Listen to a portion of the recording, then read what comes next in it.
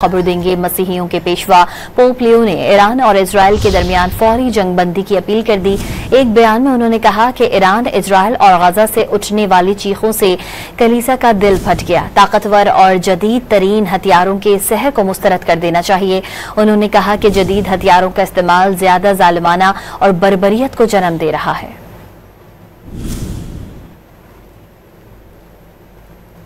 खबर देंगे। मसीहियों के पेशवा पोप लियो ने ईरान और इजरायल के दरमियान फौरी जंगबंदी की अपील कर दी।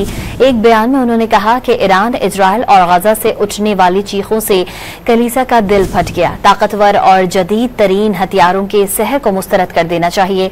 उन्होंने कहा कि जदीद हथियारों का इस्तेमाल ज्यादा जालिमाना और बर्बरियत को जन्म दे रहा है।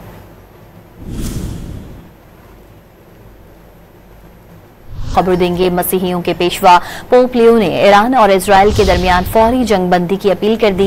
एक बयान में उन्होंने कहा कि ईरान, इजरायल और गजा से उठने वाली चीखों से कलीसिया का दिल फट गया। ताकतवर और जदीद तरीन हथियारों के सहर को मुस्तरद कर देना चाहिए।